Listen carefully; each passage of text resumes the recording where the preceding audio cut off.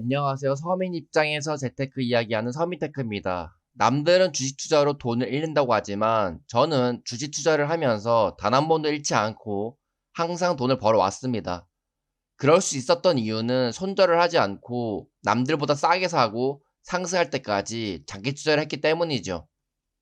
많은 사람들은 주식 투자를 할 때 돈을 벌 수 있는 비법에 대해서 관심을 가집니다. 그래서 최대한 빨리 수익을 낼 수 있는 종목에 투자를 하려고 하죠. 하지만 저는 처음 투자할 때부터 돈을 잃지 않는 비법에 대해 더 관심을 가졌습니다. 그래서 주식으로 돈을 버는 다양한 투자자들이 있지만 그 중에서 투자의 규제들이 얘기하는 시간은 오래 걸리지만 확실하게 벌 수 있는 방법인 싸게 사서 자기 투자하는 것을 제 투자 원칙의 근본으로 가져간 것이죠. 천천히 확실하게 돈을 버는 방법을 선택하면 남들보다 수익률이 적어질 거라고 생각하지만 실제로 해보면 반대의 결과를 얻습니다.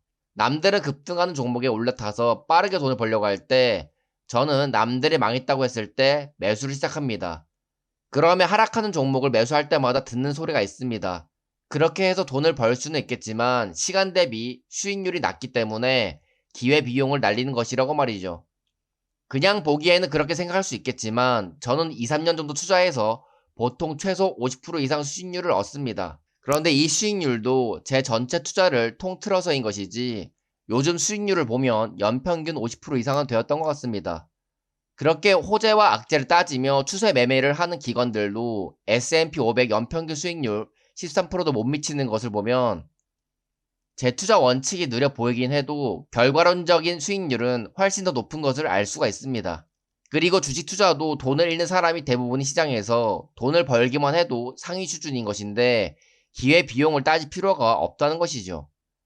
돈을 잃지 않는 투자 원칙을 해야 하는 또 다른 이유는 그래야만 투자금을 늘릴 수가 있기 때문입니다. 사람들 대부분이 전 재산이 아닌 재산의 극히 일부만 주식에 투자를 하냐면 잃을 수도 있는 투자를 하기 때문입니다.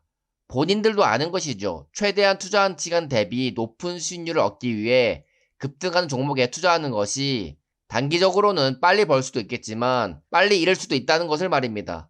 그래서 그런 돈을 잃을 수도 있는 리스크가 있는 투자를 하는 사람은 투자한 지 아무리 오래되었다고 해도 투자 실력과 투자금의 규모는 올라갈 수가 없기에 투자로 인생이 변하지가 않는 것입니다.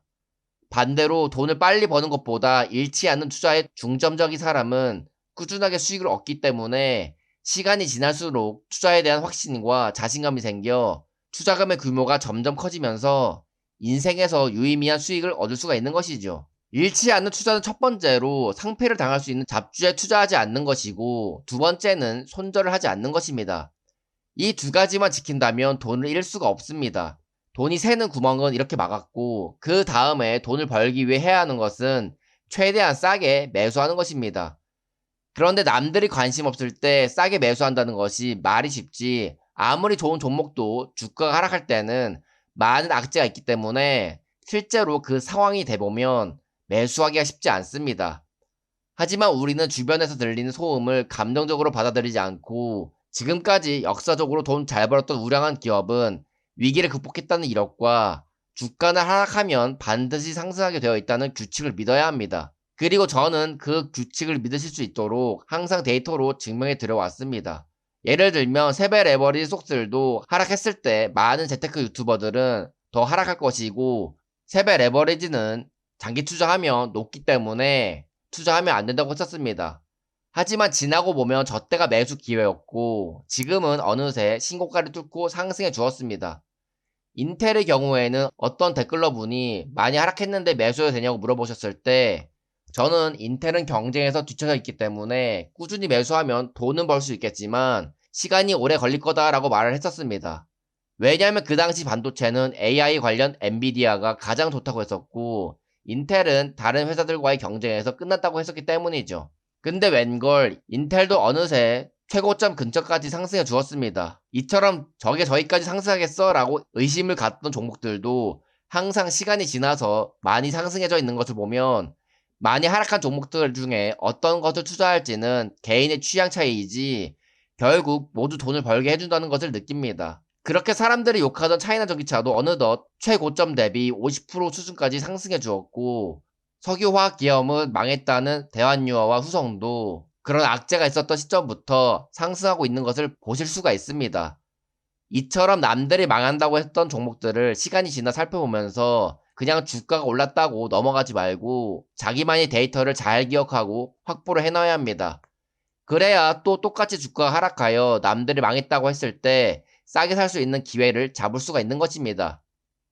지금까지 제가 2년 동안 유튜브를 하면서 제 투자 원칙대로 돈을 벌 수밖에 없다는 걸 증명해 왔습니다. 그럼에도 불구하고 여전히 사람들은 악재가 많은 기업을 보며 나중에 상승할 수 있을까라는 의심을 합니다. 물론 돈 벌었던 경험이 많은 저조차도 하락하여 매수할 때마다 이번에도 진짜 내 투자 원칙대로 흘러갈 것인가라는 의심이 들긴 합니다. 그러나 지금까지 100% 확률로 돈을 벌어왔기 때문에 남들보다 공포를 더 잘 이겨내고 매수를 할 수 있는 것이죠. 아직도 여러분이 하락할 때마다 매수할 기회라는 것을 모르고 손절하고 회피할 때라고 생각하시는 분들은 현재 느껴지는 당장의 감정이 아닌 객관적인 역사와 데이터를 보고 미래를 보려고 노력하시길 바랍니다. 생각보다 주식은 역사적으로 흘러가는 경우가 대부분이기 때문에 과거를 분석하여 미래를 어떻게 흘러갈 것이라는 장기적인 방향을 예측하는 것은 매우 쉽습니다.